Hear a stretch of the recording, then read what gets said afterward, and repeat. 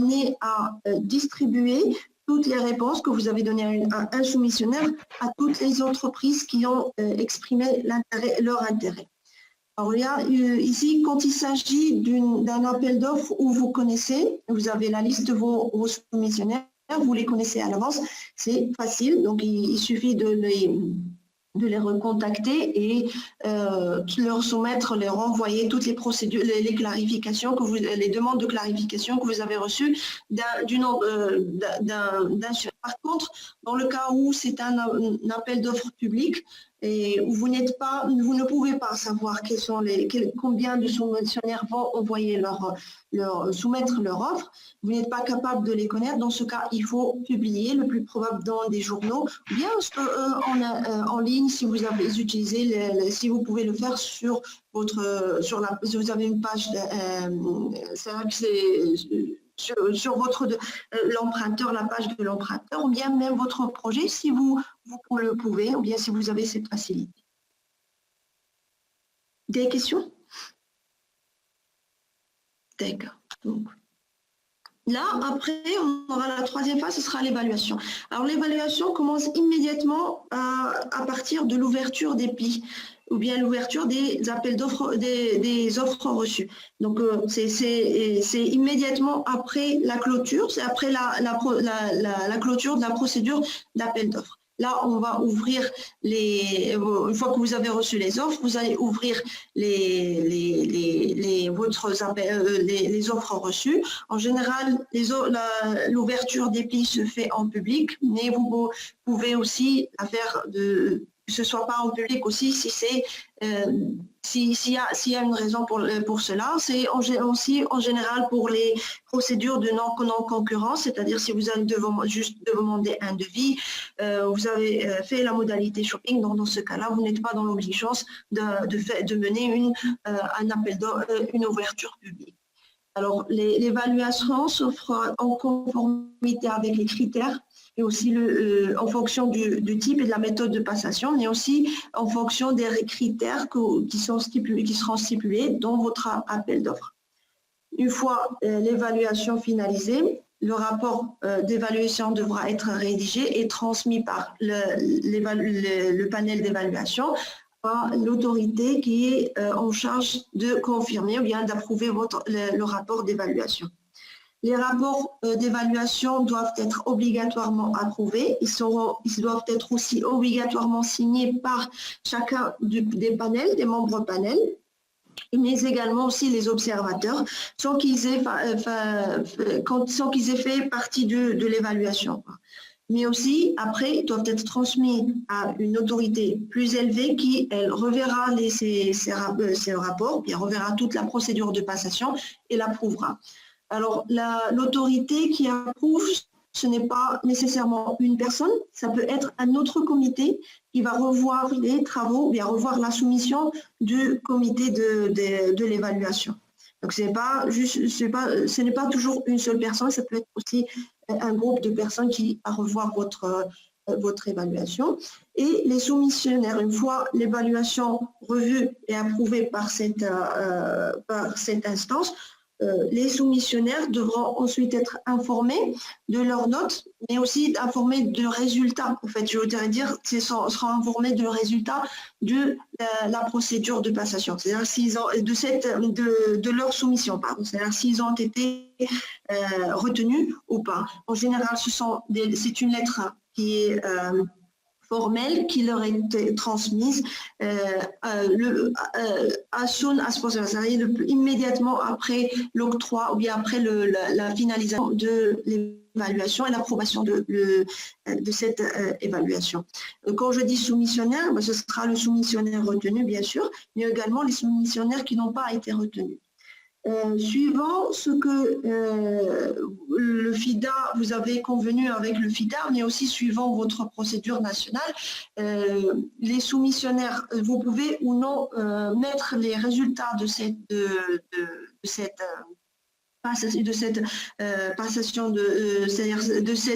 passation soit en ligne ou bien vous pouvez aussi le mettre à l'attention du public. Il y a des pays qui mettent, je ne sais pas pour vous, mais il y a des pays, je sais, où ils mettent ça en public. Donc, le public a le droit de on l'affiche dans un tableau et tous les soumissionnaires, et ceux qui ont soumis ou pas, viennent voir ont accès à cette information et peuvent voir le marché à qui le marché a été attribué. Est-ce que vous avez des questions? Non? On continue. Alors, il faut juste que je mette l'accent sur un petit point ici. Alors, entre l'évaluation et la signature du contrat, certaines instances observent ce qu'on appelle un stand. Oui, Monsieur Marron? Bonjour. Bonjour. J'aimerais savoir, selon les procédures FIDA, est-ce qu'il est permis, lors de l'évaluation des offres, de demander un complément de pièces à un soumissionnaire?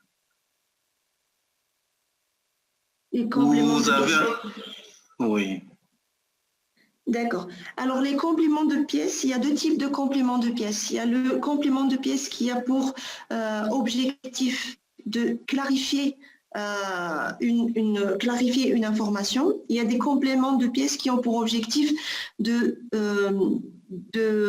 comment je vais vous l'expliquer, qui vont non pas clarifier l'information, mais renforcer ou bien rajouter une information qui n'existe pas avant. Alors, il faut faire très attention ici.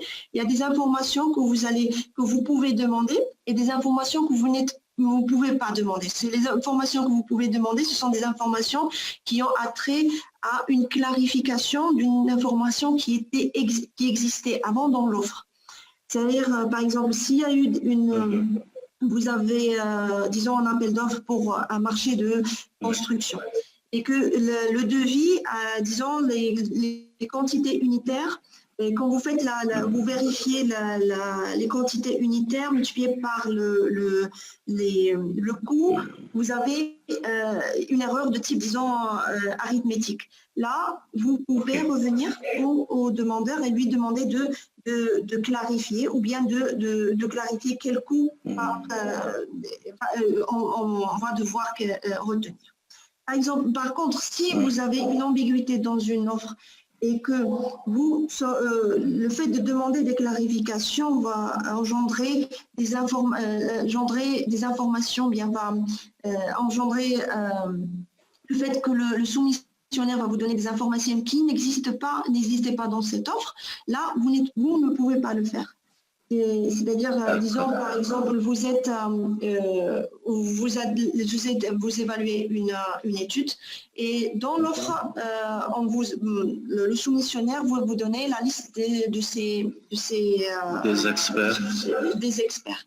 Alors, la liste des experts, disons, par exemple, qu'il a omis ou bien qu'il a oublié pour une raison ou une autre de soumettre le CV d'un expert. Là, c'est un peu difficile parce que cette information n'existait pas. Quand vous allez revenir, vous remettre à lui pour lui demander cette information, c'est une information qui est nouvelle, donc qui n'existait pas dans l'offre. Et dans ce cas, vous êtes en situation où vous êtes inéquitable par rapport aux autres soumissionnaires. Donc, si vous lui demandez cette information, vous n'êtes pas équitable et vous n'êtes plus transparent par rapport aux autres soumissionnaires. D'accord, merci. D'accord. Par contre, il y a ce qu'on appelle des informations historiques. Alors, les informations historiques, c'est au cas par cas, vous pouvez les demander. Et la plupart du temps, ce sont des informations qui sont liées, par exemple, si vous avez demandé un audit, des audited statements, comment on appelle ça, des rapports audités, des rapports financiers, que vous avez demandé des rapports financiers au soumissionnaire. Le soumissionnaire n'a pas soumis ces rapports durant l'offre. Vous pouvez leur demander. Pourquoi? Parce que ces informations existaient avant, donc il ne va pas les produire. Vous voyez un peu les différences. Par rapport à l'expert, il peut aller produire cette information. Or, les rapports financiers, ils existaient avant parce que chaque entreprise, on s'attend à ce qu'ils vont faire leur rapport audité chaque année. Donc, ils ont l'information, ils ne peuvent pas la changer. Donc, par contre, là, vous pouvez demander. Mais il faut être il faut quand même faire attention. D'accord, merci. Ok, je vous en prie. J'ai vu, Julia, I saw another hand raised, je pense Véro, n'est-ce pas? Oui. On continue avec Véro. Bonjour. Bonjour. Ma question, c'est à propos de la complément de pièces encore. Par exemple, dans la spécification technique, il en manque une information. Par exemple, spécification technique est une impression recto verso, par exemple. Et toutes les spécifications techniques sont données par le soumissionnaire, excepté le recto verso. Est-ce qu'on peut demander ou c'est un caractère non conforme? Merci. Merci. C'est pour un peu les biens, n'est-ce pas?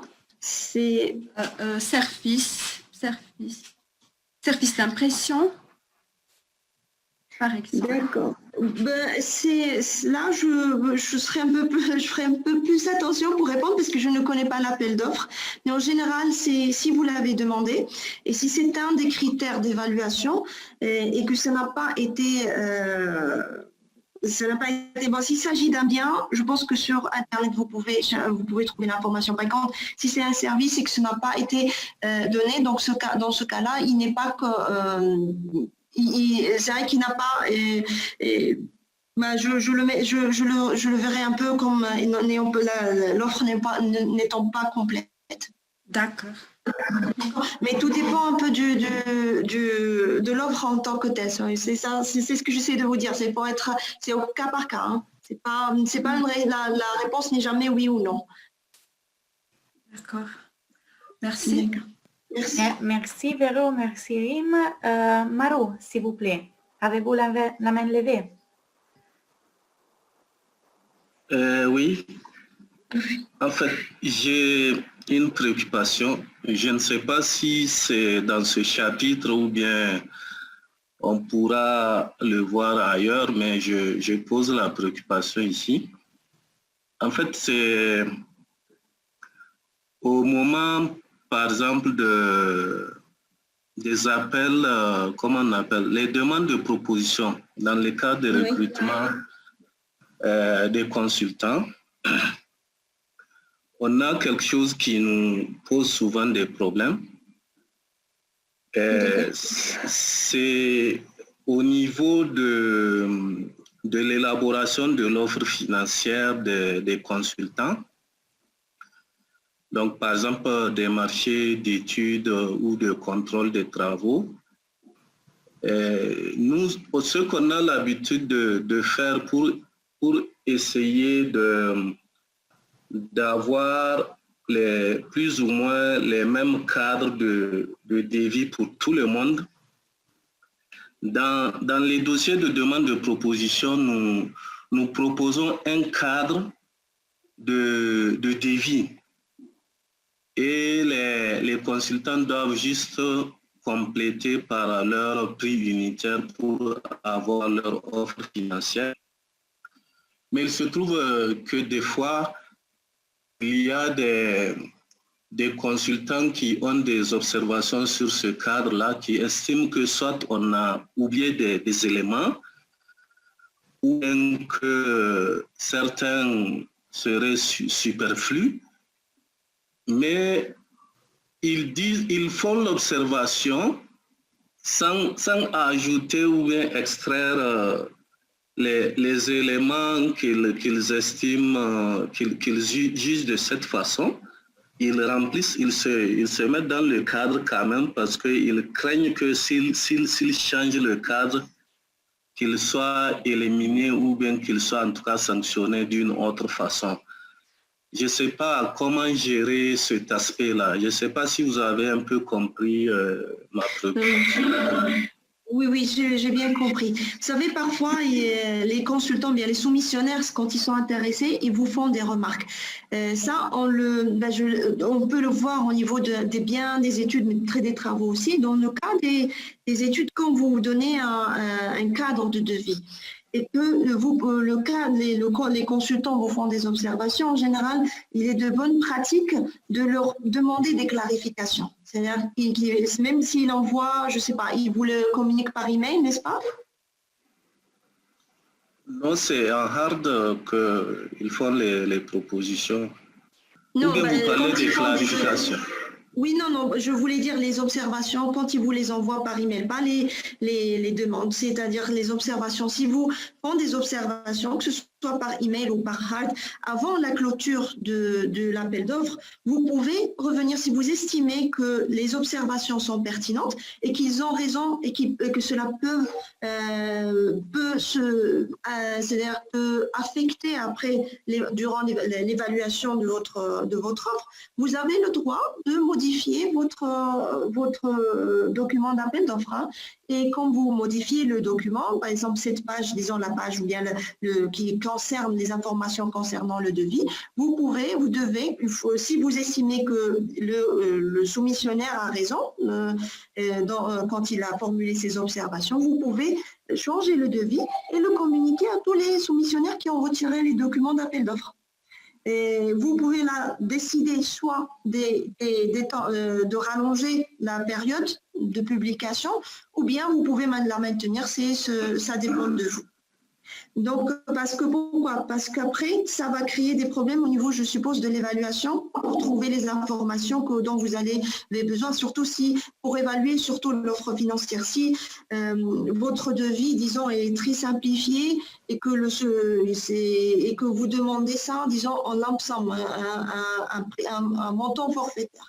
Et après, c'est très difficile d'évaluer les offres financières entre elles-mêmes. Il y a des projets où on met le devis, on va demander par exemple le coût pour chaque consultant ou bien chaque expert. On va aussi demander les coûts de transport, ou bien pour les frais de déplacement, on va demander ça. Aussi, on va inclure une ligne où on va demander tout autre tout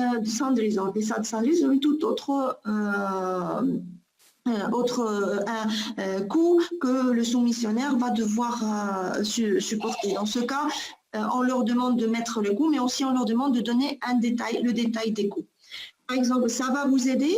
Pourquoi? Parce que quand vous faites l'évaluation, si vous demandez juste un montant forfaitaire, bien si votre cadre de devis est très simplifié, ne permet pas un peu d'évaluer les coûts. Vous ne pouvez pas savoir si ces coûts déterminés, si une partie des coûts est exagérée ou pas. Disons, par exemple, les frais de déplacement. Si vous avez des frais de déplacement, mais vous ne demandez pas le détail des frais de déplacement. Et que le soumissionnaire vous donne un prix forfaitaire. Vous ne pouvez pas savoir si ce prix-là est réaliste ou bien s'il est exagéré ou bien si vous pouvez, par exemple, à un certain moment, il y a peut-être des services que vous serez demandé à lui donner. Je ne sais pas, peut-être que le projet va prendre en charge le transport des experts d'un point à un autre. Dans ce cas, ce prix-là ou bien ce coût-là, vous pouvez le déduire de l'offre. Donc, ce sera bien pour vous en termes d'efficacité et vous assurez aussi que vous en avez pour ce que vous demandez. D'accord? Oui. Malheureusement, pour les cas auxquels j'ai fait allusion là, les soumissionnaires, ce n'est pas en termes de demande d'éclaircissement avant la date limite de remise des offres qu'ils le font. D'accord. Puisque dans le dossier de demande de proposition, il y a une section observation sur, par exemple, les TDR et autres. Il y a une section qui est prévue pour ça. Donc, ils attendent juste dans leur offre, dans cette section-là, ils font des observations souvent qui peuvent remettre un peu en cause, comme je l'ai dit, le cadre de devis, mais ils ne proposent rien concrètement. Ils font quand même la critique mais il se borne à remplir notre cadre de devis. Cela nous est arrivé une fois. Et sur cette base-là, on a adigé un cabinet qui, après, nous dit qu'il a déjà signalé qu'il y a des aspects qu'on n'a pas pris en compte dans notre cadre de devis et que dans l'exécution de sa prestation, il faut que les volets manquants pour qu'il puisse bien faire son devis, là, que nous les prenions en charge en dehors du montant qu'il est payé. Je ne sais pas si vous avez compris. J'ai très bien compris. Excusez-moi, Rim. Oui. Because I received some comments because we are going to deliver a specific session on evaluation. Today we are talking about cycle de passation de marché et détermination des besoins et planification. So we may reply to Maru on the next sessions, not today. D'accord. Okay. D'accord, alors c'est le boss, là, Julia dit que j'ai pris note de votre question, hein, et je peux vous... Oui, d'accord, donc c'est Mauro, n'est-ce pas? Mauro. Oui, Mauro. Maru. Donc j'ai pris note de votre question et je vais vous y répondre. Alors juste pour vous dire que le problème devient plutôt un peu plus juridique et je vous explique exactement comment on répond à ce genre de questions. D'accord? Ce sera durant l'évaluation, la section évaluation. Donc je garde cette question pour la réponse pour cette question à l'évaluation. D'accord? D'accord. Merci pour mais votre c'est très intéressant, c'est un problème qui est récurrent de toute façon, ça, c'est pas... Je vois d'autres questions. Oui. Merci beaucoup, Monsieur Moreau. Merci Maru pour votre compréhension. On continue avec Philippe. Allô? Allô? Bonjour. Bonjour. Je m'appelle Philippe. Je m'appelle Philippe du projet Codefi, c'est au Burundi. Bonjour, Monsieur Philippe. Philippe, bonjour. Bon, ma question concerne les demandes de clarification. Supposons un cas où on a mis dans le dossier d'appel d'offres et que les soumissionnaires doivent produire tout un tas de documents administratifs. Et on constate qu'aucun soumissionnaire, avec l'évaluation des offres, on constate qu'aucun soumissionnaire n'a donné un document qui a été exigé. Par exemple, l'attestation de situation fiscale. Est-ce que dans ce cas, pour le FIDA, on peut demander ce document à tout le monde parce que personne n'a fourni ce document? Est-ce que c'est acceptable de demander ce document à tous les soumissionnaires?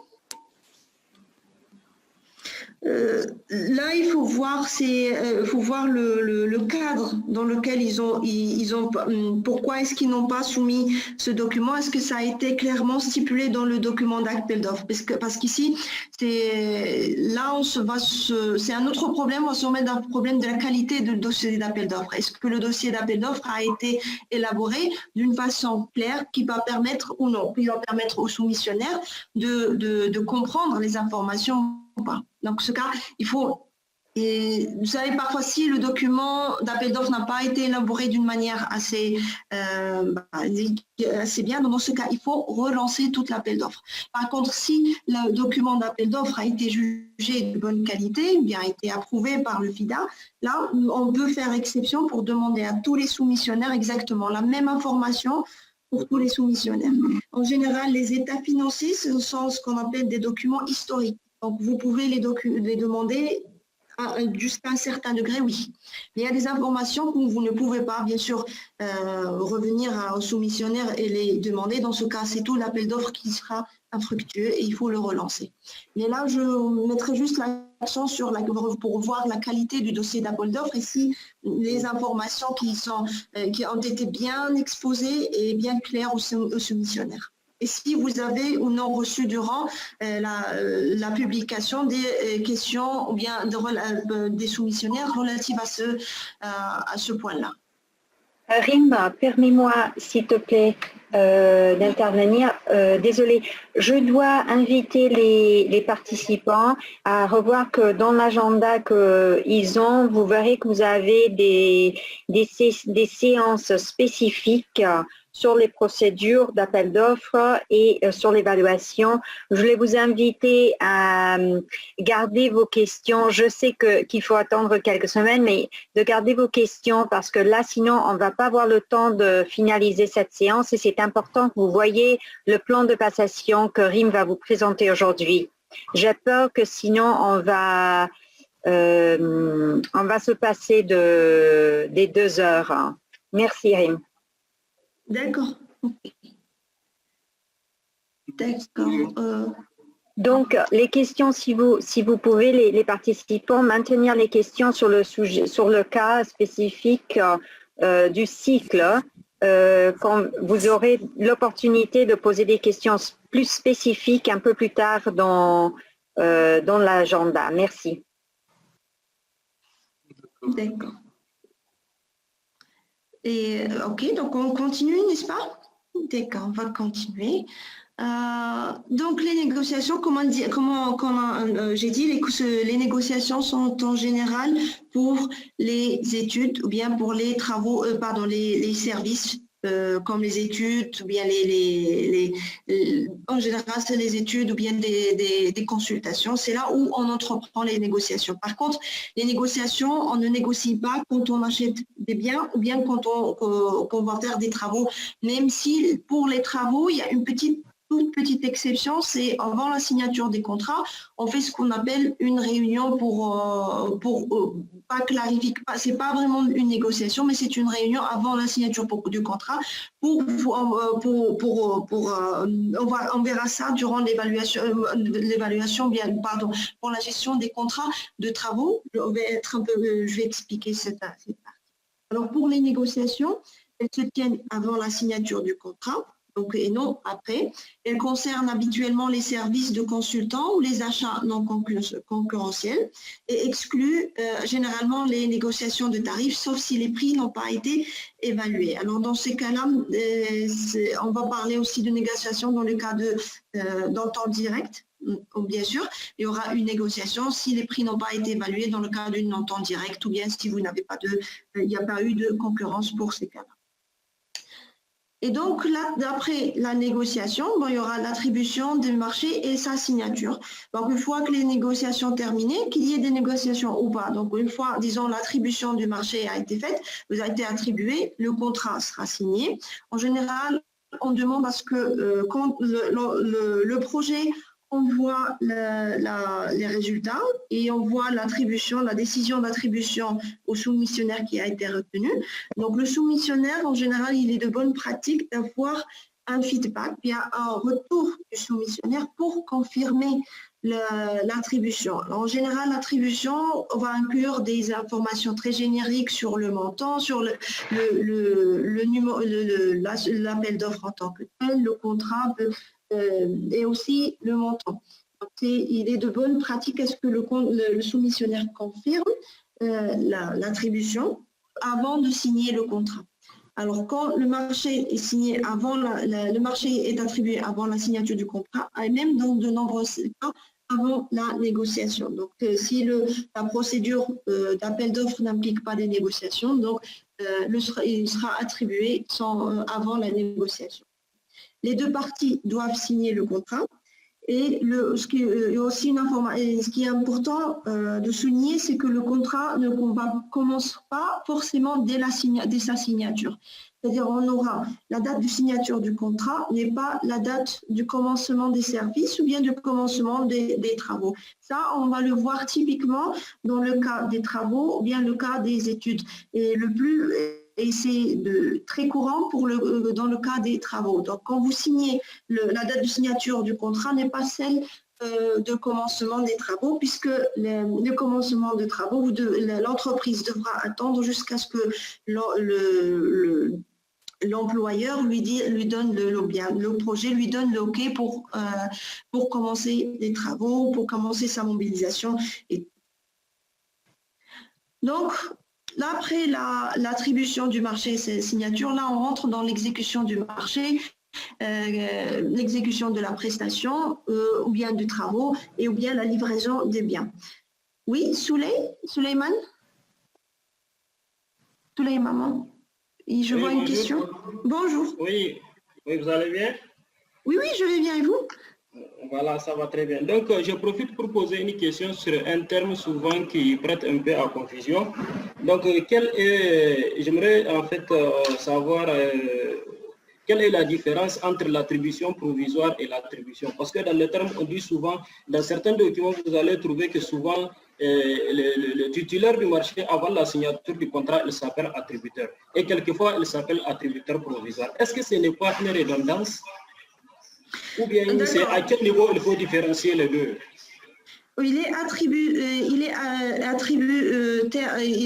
attribution provisoire, c'est en général pour les travaux ou bien les services, quand vous demandez des documents supplémentaires une fois qu'il a été attribué le contrat. Et ça, en général, si vous avez demandé une garantie finale, le titulaire du contrat dans ce cas, c'est une attribution provisoire, c'est-à-dire qu'il a été attribué le contrat provisoirement jusqu'à ce qu'il ramène dans les assurances, si vous avez demandé des assurances, ou bien s'il doit ramener une garantie finale de la banque. Là, il est attributaire provisoire, c'est-à-dire qu'il n'a pas encore été attribué le marché et qu'à ce niveau-là, si jamais il ne donne pas, c'est-à-dire qu'il n'est pas capable de ramener une garantie finale, ou bien une assurance, dans ce cas où le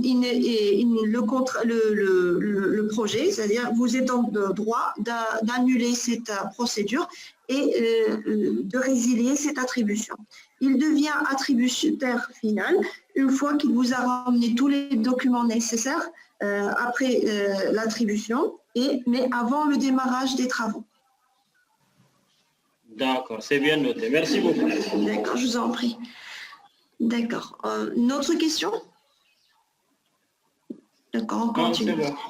C'est bon, d'accord, merci. Alors, une fois que le contrat a été signé, pour les biens en général, l'exécution commence immédiatement. Mais alors, ça dépendra du contrat, parce qu'en général, les marchands, vous pouvez demander à ce que les marchandises soient livrées immédiatement. C'est-à-dire qu'il va commencer l'exécution de son contrat immédiatement. Mais aussi, vous pouvez demander une livraison différée.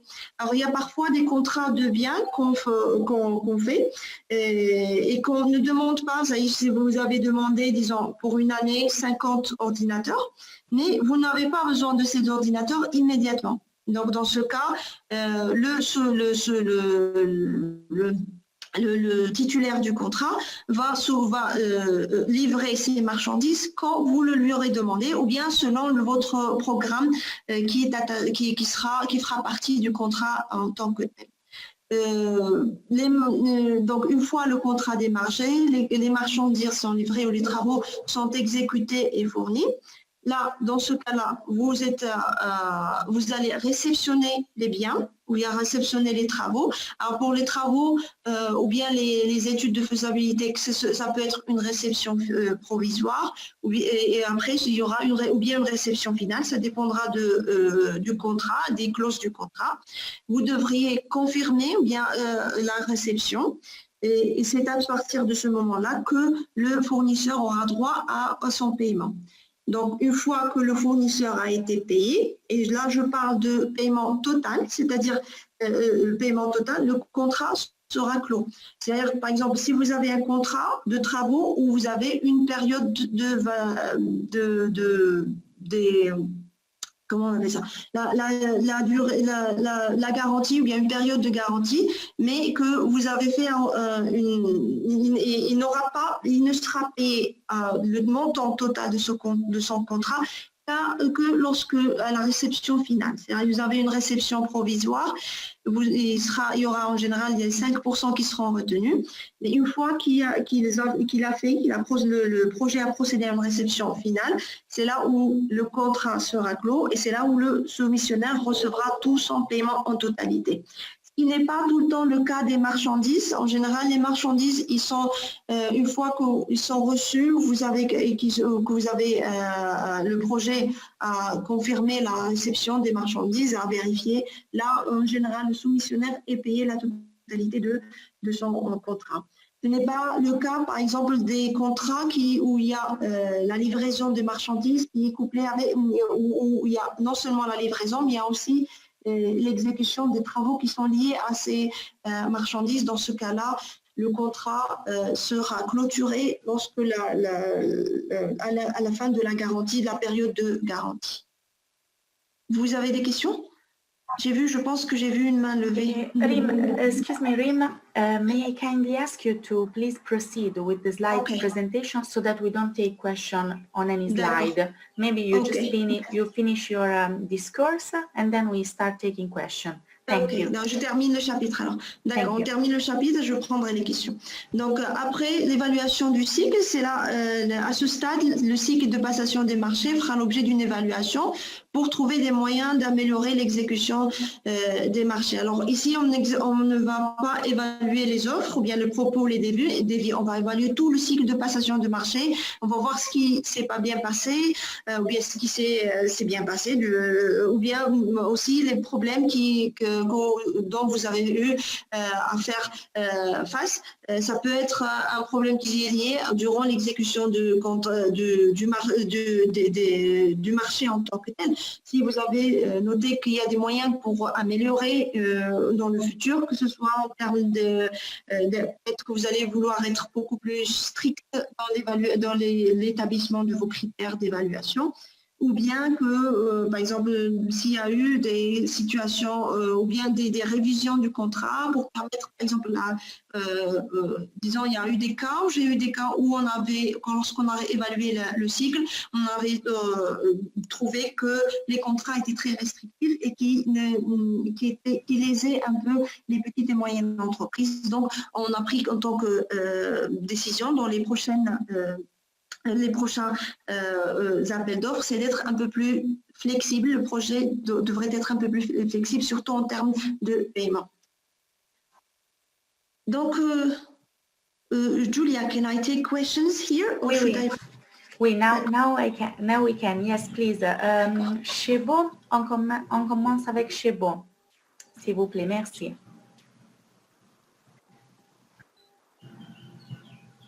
Bonjour, Chebo.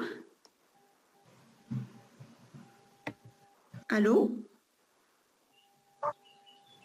Oui, monsieur Chebo.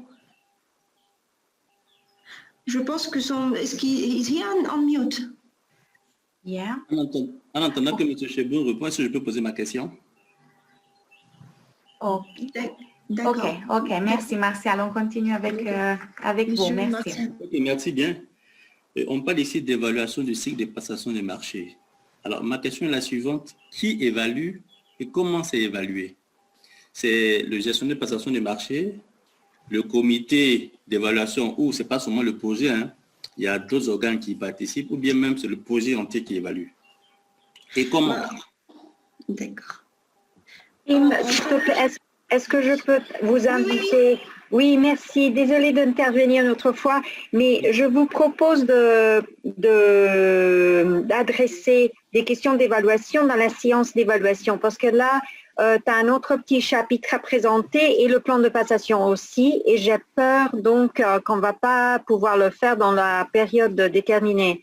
Là, tu vois, il y a une autre présentation à faire et le plan lui-même à présenter. J'ai peur que si on prend des questions à propos d'évaluation qu'on va faire quand même dans une autre séance, ça va te déplacer un peu. Merci.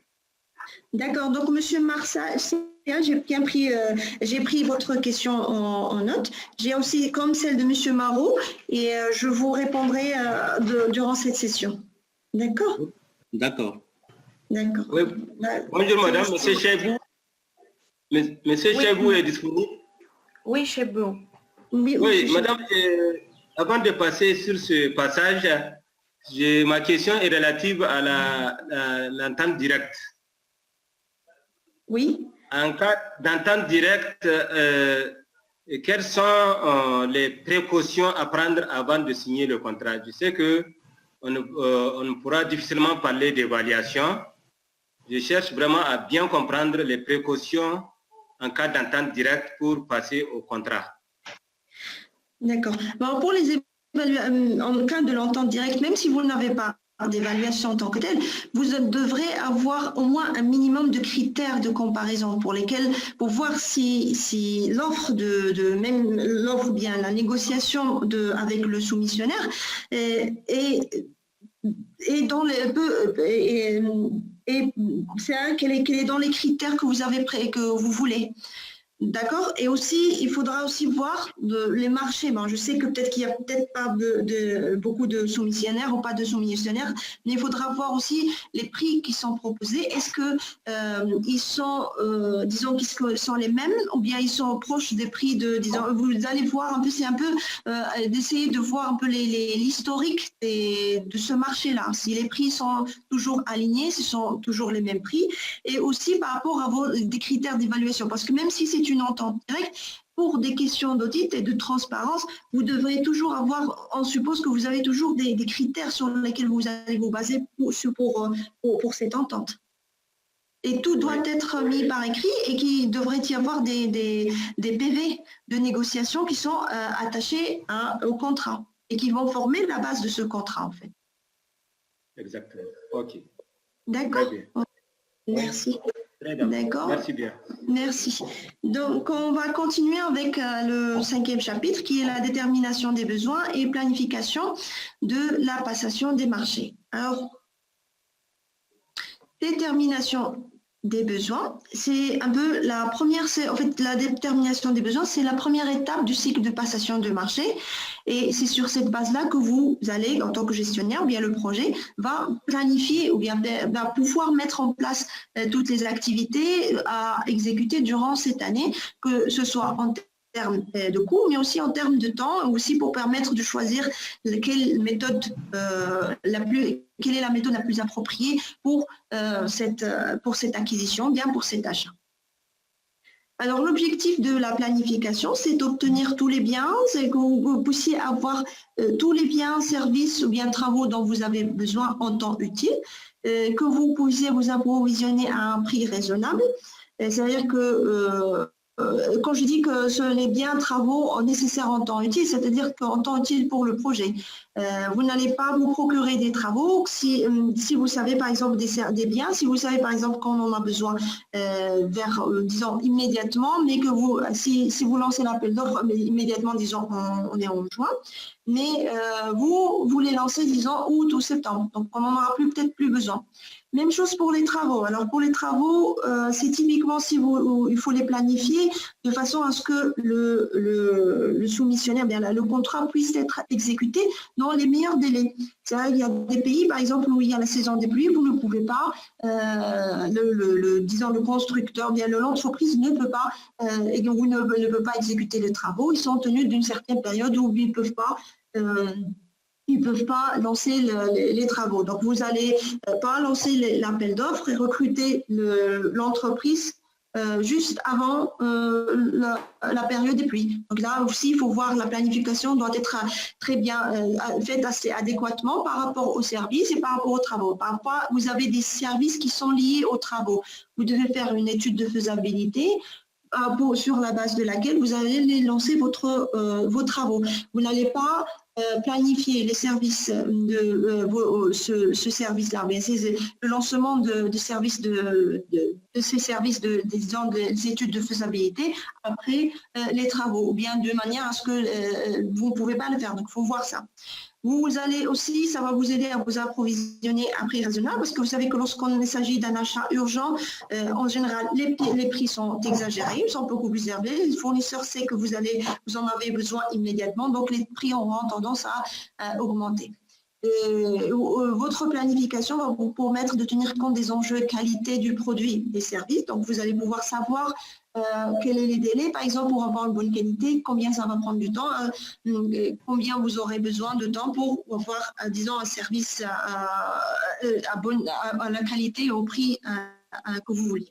Et ça aussi garantit la cohérence des stratégies. On a typiquement des projets parfois où les activités sont planifiées tellement en retard que vers la fin du contrat, bien quand le projet se termine, eh ben, on se retrouve avec plein d'activités qui n'ont pas été exécutées. Ça, c'est un des projets du FIDA. Typiquement, ce qu'on fait vers la fin du projet, c'est qu'on va mettre en place tous les services, les travaux qui restent à exécuter, et on va voir est-ce qu'on peut ou pas les exécuter à temps. Donc, bien sûr, s'il y a des activités qui ne peuvent commencer qu'à la fin du projet, il n'y a plus de raison de les inclure dans le plan en tant que tel.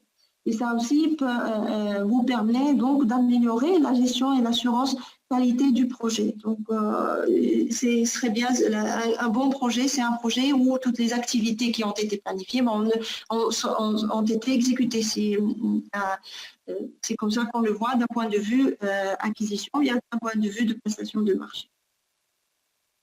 Alors, le plan de passation, on a aussi maintenant, le FIDA dispose désormais de son premier plan automatisé de passation de marché et qui sera accessible en ligne prochainement. On va le voir.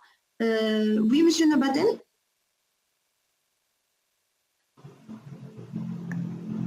Monsieur Nabaten? Je pense que vous êtes en mute. Allô? Oui, bonjour. Bonjour, oui. Bonjour, vous m'entendez? Oui, oui, je vous entends. Non, c'est bon maintenant, je suis actif.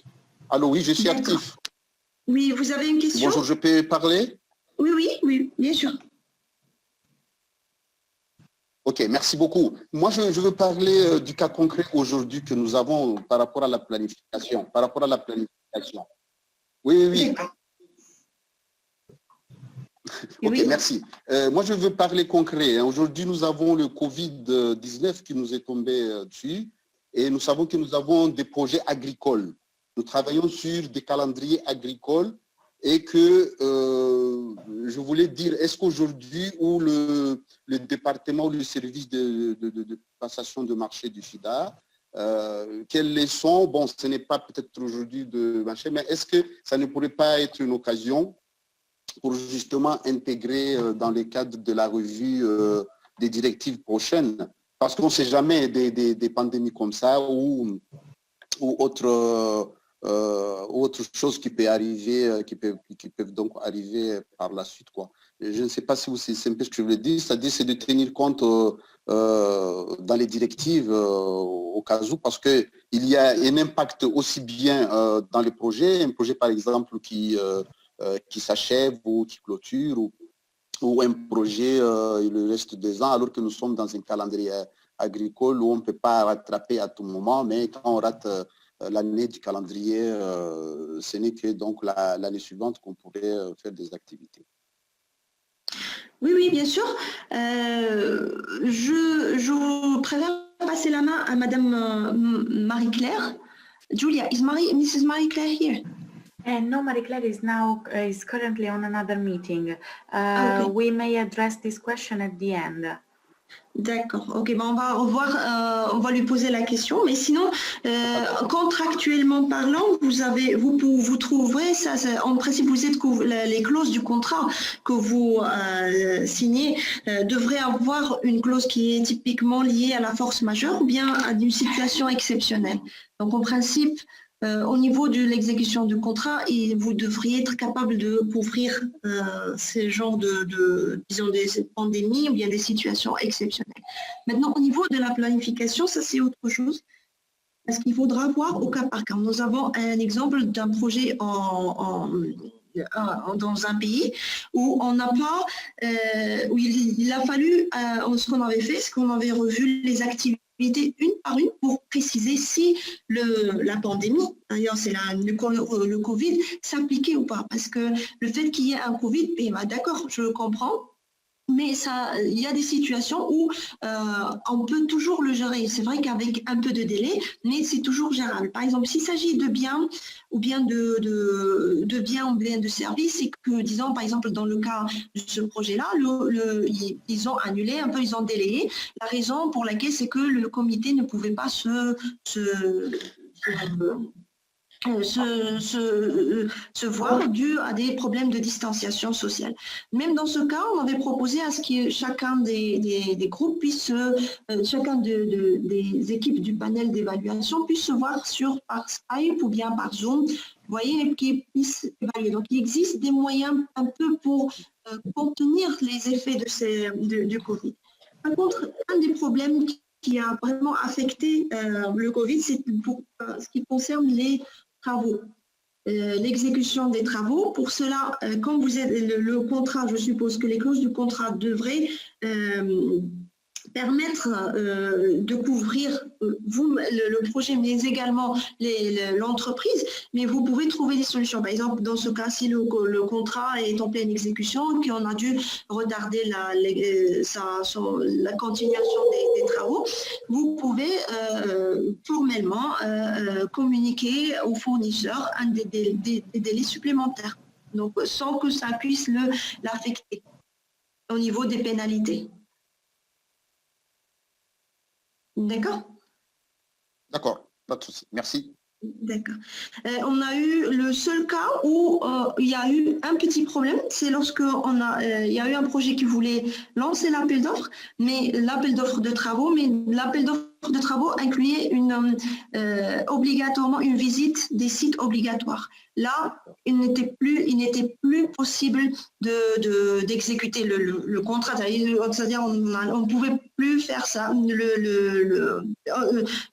pouvait plus lancer le marché. Mais ce qu'on avait fait dans ces cas-là, c'est qu'on avait étendu les délais.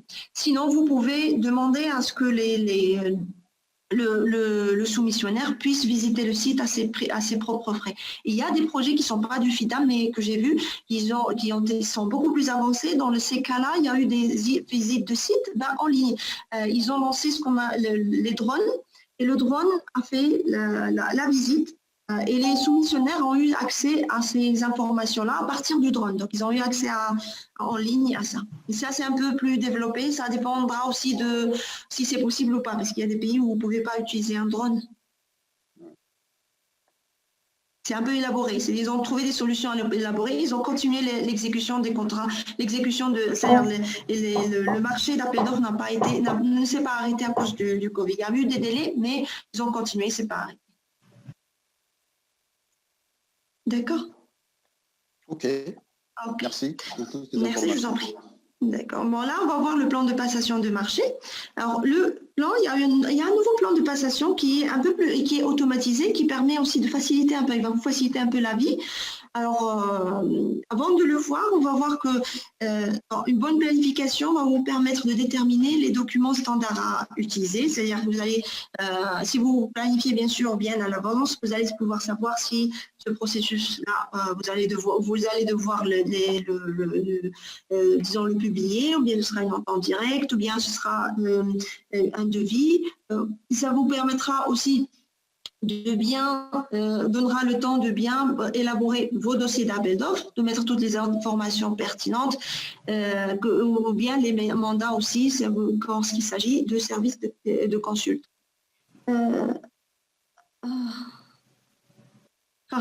J'ai un peu avancé un peu plus. Alors, je vais vous montrer, je vais vous montrer le document, le nouveau document de plan de passation.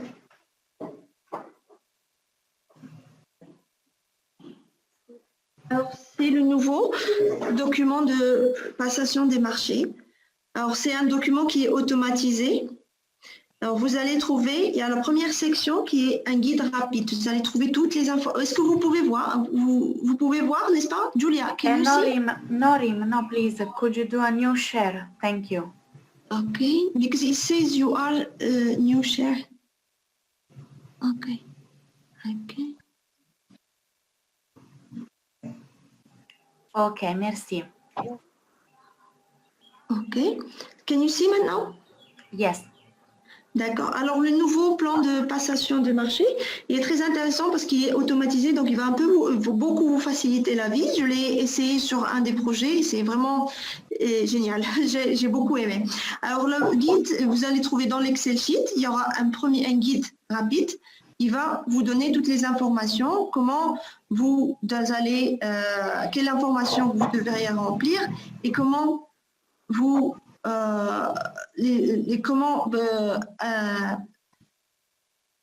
mettre à jour votre document. Alors le sommaire ici, vous allez trouver le pays. Vous allez voir des pays, vous allez entrer, disons pour mon cas c'était Zimbabwe. Oui. Vous allez faire entrer le nom du projet, toutes ces informations-là. Et vous allez aussi faire entrer les seuils des examens préalables. On vous demandera également les méthodes de passation des marchés et les seuils. Puis après, vous avez la ligne des biens. Alors, je vais vous donner un cas réel. Alors, le cas réel, c'est Zimbabwe. Ok. Attendez, je vais vous donner le cas réel. Julia, can you see my, or is it new chair? Yes, yes, thank you. Can you see it? Yes, we can. D'accord. Alors ça, c'est pour le projet qu'on a fait au Zimbabwe. Donc, on a la guidance, on vous donne comment faire. Donc, c'est très détaillé en fait. Hein. Comment faire step by step. Vous avez le sommaire. Donc, ici, on a fait entrer le pays, le nom du projet, la version 1, la date de la version. Et puis ces informations-là, typiquement, vont être transcrites immédiatement. Alors, on va faire entrer que les informations qui sont relatives à la revue et les méthodes. Après, c'est au niveau des biens. Donc, on a fait rentrer les informations. Donc, dans ce cas-là, ils ont décidé d'acheter 4 voitures. Le funding vient à 100% d'IFAD. Numéro de combien? Ils vont acheter 10 unités. Le project area, c'est un peu la zone du projet. C'est la zone du projet, vous allez l'extraire du PTBA. Vous avez des informations sur la préqualification ou post-qualification. Donc, vous entrez, les informations vous sont déjà données. Alors ici, vous allez sélectionner post-qualification. Dans notre cas, c'était post-qualification, revue a priori. Donc, la méthode d'acquisition, c'est appel d'offres international. Combien d'enveloppes? Une seule enveloppe et bien le montant. Alors, dans ce cas-là, on n'a pas demandé de préqualification, donc on laisse les informations vides. Mais quand on vient ici, la soumission soumission, disons, on va en faire entrer une date, disons le 15 février 2020. Et c'est là où vous allez avoir, automatiquement, on va vous donner les délais. Alors, ces délais-là sont précis dans l'estimation. Donc, vous allez avoir une page, c'est la dernière, après 1, 2, 3, c'est la 5e page de l'Excel sheet, de le document Excel. Vous allez trouver des délais. Ils vont vous donner des délais. Ces délais-là, vous pouvez les changer. Donc, ça va dépendre de chacun des projets. Donc, vous pouvez changer ces délais-là. Et quand vous changez les délais, donc automatiquement, la page est révisée. Je ne sais pas si vous avez un peu compris. Elle est très simple. Hein. Peut-être au début, c'est un peu compliqué, mais le document est très simple. Alors, au fur et à mesure que vous faites vos entrées, vous rentrez les informations. Yeah? Excuse me, Rima. Thank you very much for this overview. But before taking any question, I would rather go back to the focus of today's lesson, okay, because we will totally focus on this plan on the next session. D'accord, ok. Thank you very much. Thank you for the overview. Yeah. Donc ça, c'était juste des informations un peu générales, mais on verra ça un peu plus en détail la prochaine session. Donc, on revient à notre... D'accord.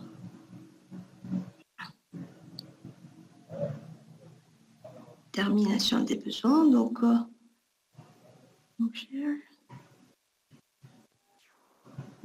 OK, d'accord. Can you see my screen? Yes, we can. Yeah. Donc, Et donc, la détermination des besoins. Là, quel est le type, c'est un processus qui est assez mécanique. Il y a des questions que vous allez vous poser lorsque vous décidez, par exemple, de quel besoin ou bien qu'est-ce que vous voulez acheter, quels sont vos achats pour l'année. Alors, la première question, quel est le type de besoin? Il s'agit d'un bien, d'un marché de biens, d'un marché de travaux, d'un marché de services. Donc, est-ce que la passation est ordinaire, prévue ou planifiée? Ou bien est-ce que c'est un marché provisoire? Ou bien c'est une passation de marché ponctuelle et donc urgente?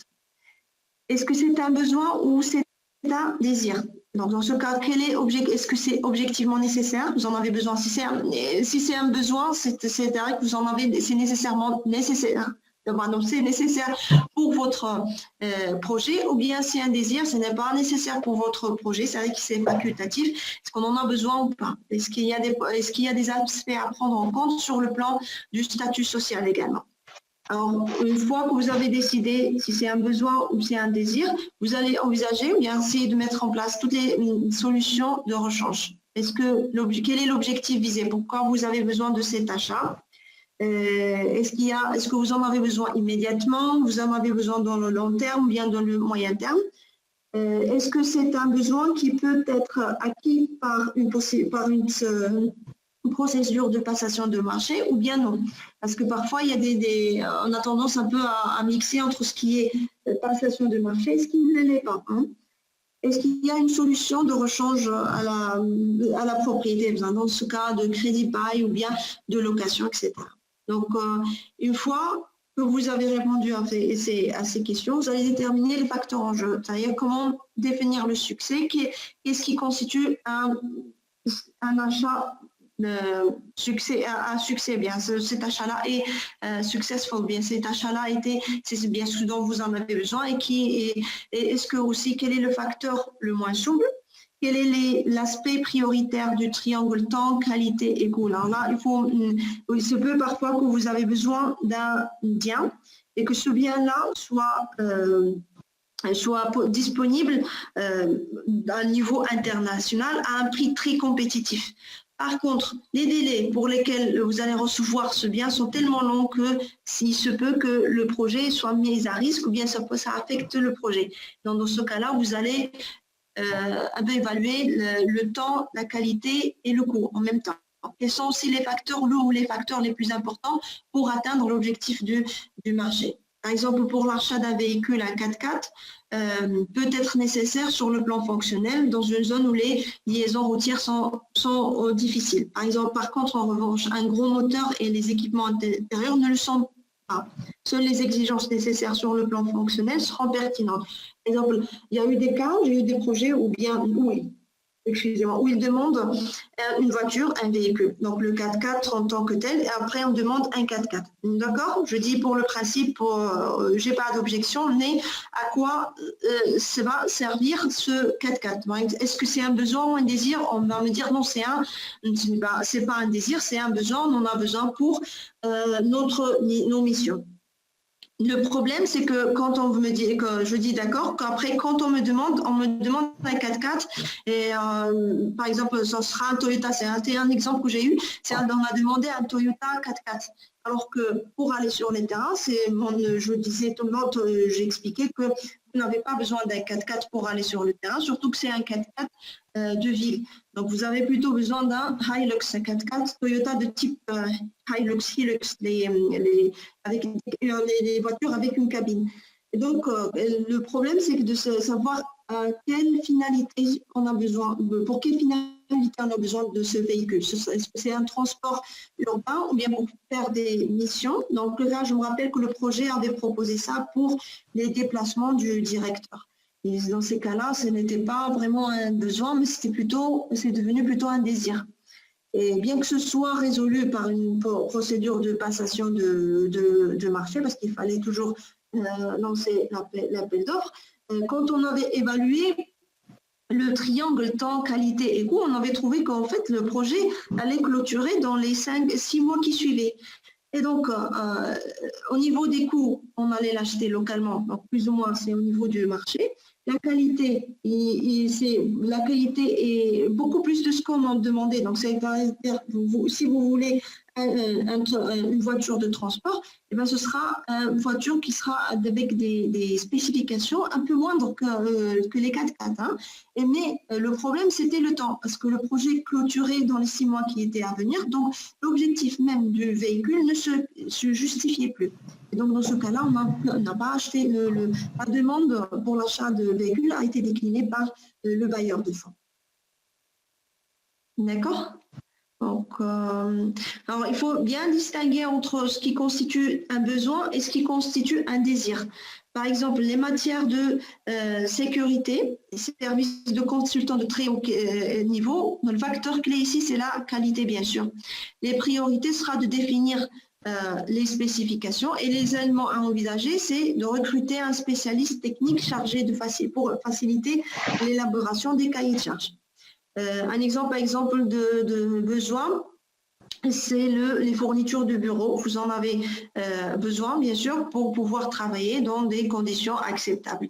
Le facteur clé dans ce cas, ce sera le coût. Pourquoi? Parce que les fournitures du bureau sont en général, ce sont assez standards. C'est-à-dire que c'est la même qualité, on trouvera la même qualité au niveau du marché. Et donc, ce qui sera le facteur clé dans ce cas sera le coût. La priorité sera de mettre à l'écart les éléments non essentiels ou bien les aspects commerciaux. C'est-à-dire que vous n'allez pas choisir des biens, disons, des fournitures de luxe ou bien des fournitures qui vont coûter très cher juste parce que c'est joli ou bien parce que c'est esthétiquement beau. Donc, dans ce cas, on va mettre plutôt l'accent sur les aspects commerciaux plutôt que les aspects non essentiels, commerciaux non essentiels. Les éléments envisagés, ce sera l'ensemble des coûts durant toute la vie de ces acquisitions et pas seulement le prix. Donc, même si les fournitures du bureau, il y a un marché assez large pour les fournitures du bureau et que le facteur clé sera le coût, vous n'allez quand même pas acheter la qualité la moindre ou bien c'est une qualité qui est susceptible de se détériorer durant la vie du projet ou bien même après, durant la vie du projet. Donc, on cherche un peu la continuité ou bien de ces biens-là. Donc, en ce qui concerne, par exemple, nous avons des demandes saisonnières pour ce qui concerne des besoins urgents. Là, le facteur clé est le temps et les priorités, c'est la rapidité de la passation des marchés. Et les demandes saisonnières, qu'on a eu ça, par exemple, pour l'achat de bétail ou bien l'achat des animaux. Il y a des projets où il y a eu la demande est saisonnière du fait que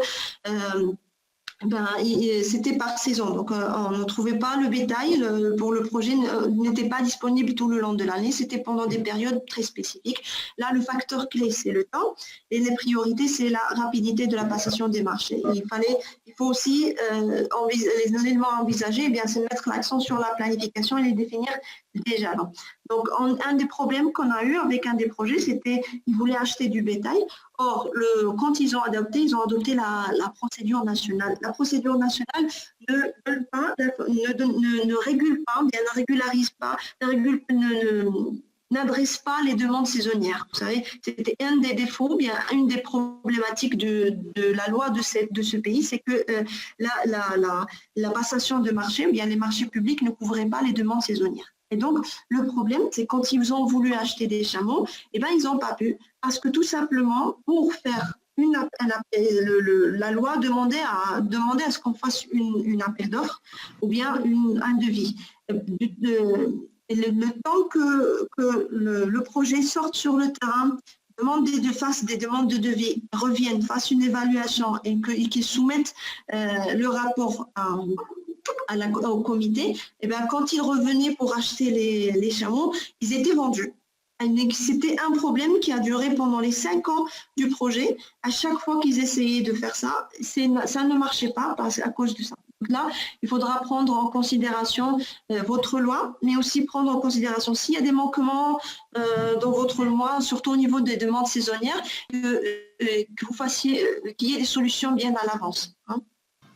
Et que ce soit des solutions bien sûr adaptées à vos acquisitions. Des questions? Julia, do you have any questions? No, no, Rim. Alors, ce qui est important dans le plan de passation de marché, c'est qu'il corresponde aux objectifs du projet. J'ai eu des projets où la demande ou bien l'ordre requis n'était incompatible avec les objectifs du projet.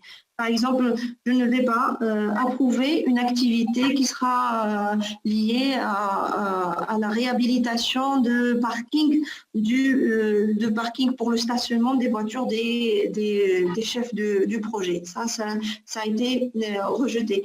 Que ce soit aussi important que le plan de passation soit en ligne avec votre PTBA, parce qu'en fait, la passation des marchés reflète un peu, c'est un peu le côté, la réflexion opérationnelle de votre PTBA. Hein. Ce soit important que qu'il soit en harmonie les deux, hein, la passation des marchés et votre PTBA. Que ce soit en mise en correspondance des quantités et des articles avec les prix et les coûts. Il est important que ce que vous achetez, en tant que qualité et en tant que coût, soit justifié. C'est-à-dire, ça aussi, ça se justifie à travers votre méthode ou bien la méthode de passation de marché que vous avez sélectionnée. Aussi, les éléments transversaux, vous devez vous assurer que tous les éléments qui sont dans le plan de passation ne sont pas seulement pris au cas par cas. C'est pas des activités que vous allez prendre au cas par cas, mais aussi que vous devrez être capable d'identifier quels sont les éléments qui se complètent. Par exemple, il y a des achats que vous ne pouvez pas faire s'il n'y a pas une autre activité, l'achat de notre activité a été complété. Alors, le plan de passation de marché aussi également fait partie du corps, de l'accord de financement, hein, mais également de la lettre à l'emprunteur, puisque dans les deux documents, vous allez trouver toujours une stipulation, un paragraphe qui est lié à la passation des marchés. C'est un paragraphe assez, en général, très résumé, mais que dans les détails, vous allez les trouver plus tard dans le plan d'exécution du projet. Votre plan de passation de marché doit ainsi être en ligne avec les directives et aussi votre manuel d'exécution du projet, et qu'il soit dans le cadre du plan de passation du FIDA ou bien du PI. Donc, excusez-moi un instant.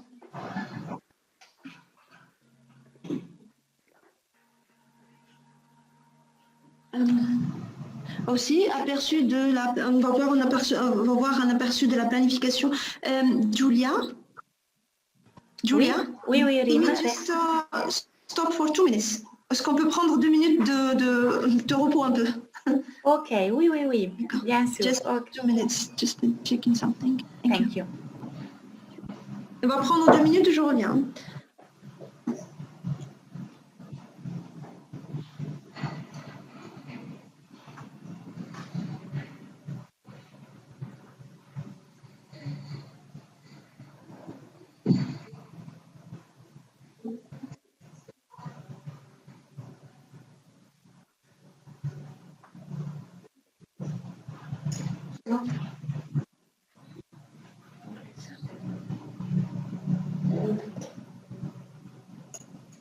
Non.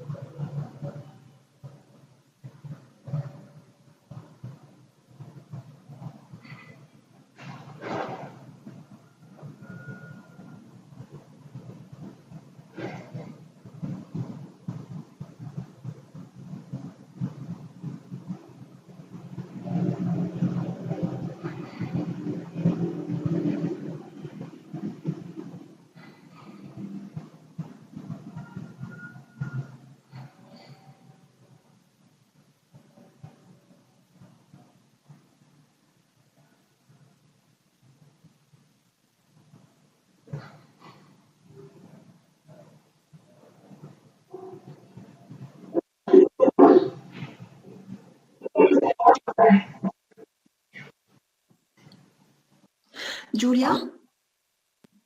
Yes, Rim, welcome back. Thank you. Okay, your co-host, you should be able to proceed screen sharing. Okay. So, page 19.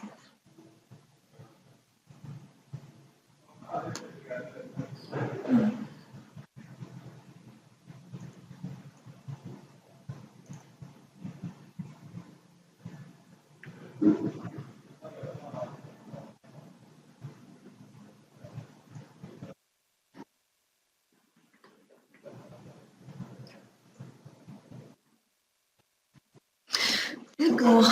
On peut reprendre? Oui, merci. D'accord. Alors, je vais juste demander à ce que... c'est un peu rigolo. Je veux juste demander à ce que, s'il vous plaît, vous désactivez vos vidéos parce que je vois qu'il y en a un qui me suit dans son lit. Donc, s'il vous plaît. Il y en a un qui est au lit, je viens de voir. D'accord. Est-ce que vous avez des questions? Non, Rim, nous n'avons pas de questions.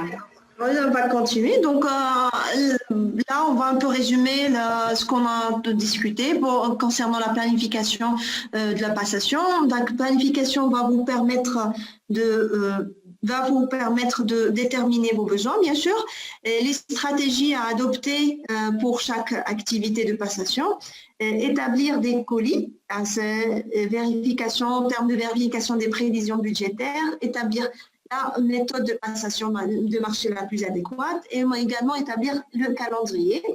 Ça va vous permettre de préparer une planification adéquate par catégorie. Et les catégories de marché, bien sûr, sont les biens, les travaux, les services de consultants et services autres que les services de consultants. Alors, pour gérer le plan de passation, il faut mettre en œuvre des lignes prévues et les lignes réelles. On va voir ça en plus en détail la prochaine fois. Alors, il y aura pour chaque ligne, il faut mettre des prévisions. Et c'est à partir de ces prévisions-là que chaque fois, une fois que vous lancez la procédure de passation, et chaque fois, vous faites entrer les dates réelles de chaque étape de passation des marchés. Ça vous permettra, pourquoi on demande ça? En principe, on le demande pour nous assurer que les plans, les activités ont été lancées dans les temps prévus. Donc, il n'y a pas une grande déviation et que les activités sont en exécution dans les délais du projet.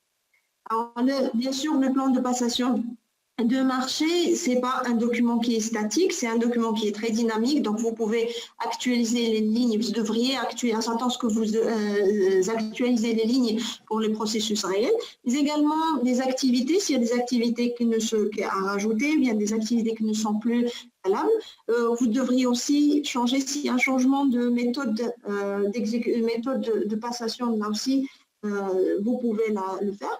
Bien sûr, l'actualisation, à chaque fois que vous actualisez, vous allez devoir donner un numéro à la version du PPM. L'actualisation de la passation de marché est sujet à la non-objection de l'avis du FIDA. Et donc, c'est-à-dire que chaque changement, vous allez devoir le resoumettre au FIDA pour non-objection. Vous ne pouvez pas changer, les éléments du plan de passation de marché sans avoir la non-objection du FIDA.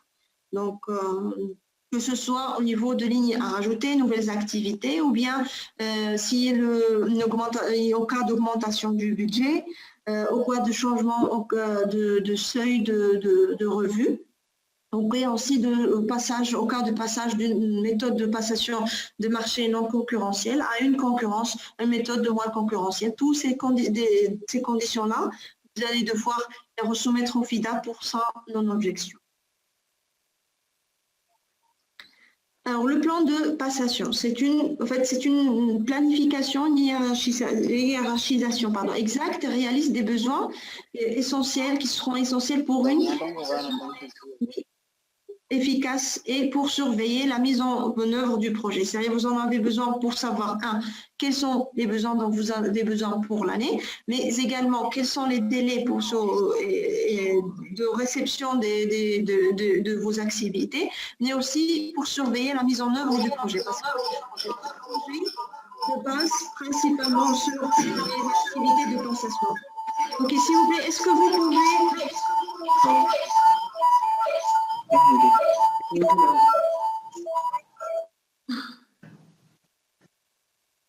Ok. Thank you, Julia. You're welcome, Rim. Yeah.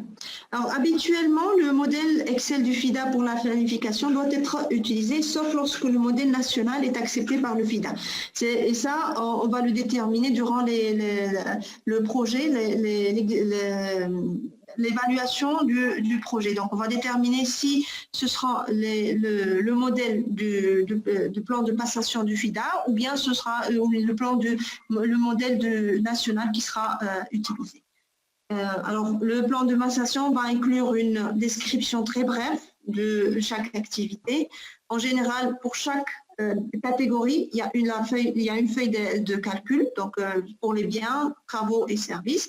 Et il n'inclura que les articles qui peuvent être acquis. Et ce sont les articles qui viennent en général du plan de passation, qui sont extraits du plan de passation des marchés, et qui inclura aussi sur des dates prévues qui devraient être réalistes. Parce que lorsqu'on le FIDA procédera à des missions de supervision, entre autres, la révision du plan de passation va inclure la révision des dates que vous avez mises en tant que dates prévues.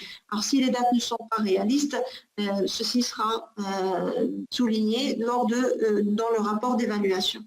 Les prix estimatifs doivent également être raisonnables. Alors là, j'ai parfois un grand problème avec ça, parce que quand vous mettez des prix, et après vous procédez à le lancement de l'appel d'offres, et là, on va voir des prix, votre estimation, dans la plupart des cas, est soit beaucoup plus élevée que le marché en tant que tel, que l'offre en tant que telle. Et c'est là, dans ces cas-là, où l'évaluateur va va avoir des réserves sur la qualité de l'estimation, de la qualité de l'estimation, mais aussi la qualité de la passation de marché en tant que tel. Est-ce que le soumissionnaire a bien compris le marché, ou bien est-ce que c'était une faute, ou bien c'est un manquement au niveau en amont de la procédure de passation, c'est-à-dire est-ce que les prix ont été mal estimés. Et tout ça affecte le projet, bien sûr, et affecte les fonds qui ont été attribués à chaque ligne. Alors, les avis de non-objection, on va aussi regarder les avis de non-objection. Ils sont obligatoires pour toutes les activités pour lesquelles il a été déterminé que un avis une revue a priori a été déterminée. Donc, ils sont aussi soumis aux conditions générales du FIDA. Donc, les avis de non-objection pour les marchés dont on a déterminé qu'il fallait que le FIDA revoie que ce soit le document d'appel d'offres à n'importe quelle étape du plan de passation, sont obligatoires. Donc, vous ne pouvez pas lancer un appel d'offres où la non-objection est obligatoire sans avoir la non-objection du FIDA. Donc, le plan de passation, en fait, comme j'ai dit, en amont, il faut établir les prix estimatifs qui doivent être raisonnables, mais aussi en ligne avec le marché, que ce soit le marché national ou bien le marché international. Ça dépendra de ce que vous avez sélectionné pour cette activité, si vous voulez lancer un appel d'offres national ou bien international. Aussi, en amont, dépendra de la gestion de la passation des marchés, c'est-à-dire c'est un peu plus lié à la méthode de passation que vous avez choisie. Après, en aval, le plan de passation n'inclura qu'uniquement que les articles ou du PPM qui sont en liaison avec le PTBA. et qui une fois approuvé par le FIDA. C'est-à-dire vous ne pouvez pas acheter des éléments, vous ne pouvez pas lancer des activités qui ne sont pas inclus dans le plan de passation approuvé par le FIDA. Et après, en aval aussi, le plan de passation inclura la gestion et on va voir un peu la gestion et anticipation de la livraison pour les biens. Donc, on verra ça pour les biens, mais pas pour les services ou les travaux. C'est un peu plus difficile. On peut pas, le plan de passation ne peut pas vous donner une idée sur la conclusion du marché pour les biens et les services. Par contre, pour les services et les marchés de services et les marchés de travaux. Par contre, pour les biens, ça peut vous donner une indication. Le plan de passation peut donner une indication sur le contrat en tant que tel, le marché en tant que tel. Donc là, c'était des exemples qu'on avait vus je voulais vous montrer. On va voir ça demain. Alors, les sources d'estimation des coûts pour la planification des passations. Où est-ce que, en amont, lorsque vous allez établir votre plan de passation, vous êtes obligé de mettre, vous êtes tenu à mettre des prix, bien que ce soit des prix unitaires, ou bien ça dépendra du type du marché. Alors, dans ce cas, la question va se poser, bien sûr, d'où est-ce que je peux avoir les coûts? Comment est-ce que je peux estimer un marché? Alors, en général, vous pouvez avoir des données historiques, et ce sont les données des acquisitions précédentes, ou bien des prix publiés. Vous pouvez avoir des estimations à partir des catalogues. Parfois, les fournisseurs vont distribuer des catalogues, ou bien vous pouvez aller sur le marché, collecter des catalogues pour avoir un peu une idée sur les prix. Les estimations des groupes professionnels, si vous allez, parfois il y a des prix qui sont prédéfinis en ce qui concerne les consultants et les consultations. L'estimation du consultant, ce sera aussi des données historiques. Là, quand on dit estimation du consultant, on ne parle pas, on est en amont, on n'est pas au niveau de l'évaluation des prix ou bien le niveau de lancement de l'appel d'offres. Ça, c'est avant. C'est lorsque vous établissez votre marché, vous pouvez avoir des données d'un consultant d'un autre projet, ou bien dans le cadre d'un autre projet, ou bien dans le cadre d'une consultation similaire par exemple, qui a été entreprise l'année dernière. Donc, vous pouvez extraire les informations de l'estimation du consultant qui a été recruté sur un cadre d'un autre projet, ou bien dans le cadre d'un autre contrat. Le démontage aussi des éléments finaux, donc ça c'est peu pour les contrats de travaux, ou bien une extrapolation à partir de l'analyse d'éléments similaires, c'est-à-dire une agrégation des données. Si vous avez un marché de travaux, ou bien une étude de faisabilité qui a des caractéristiques qui est similaire en termes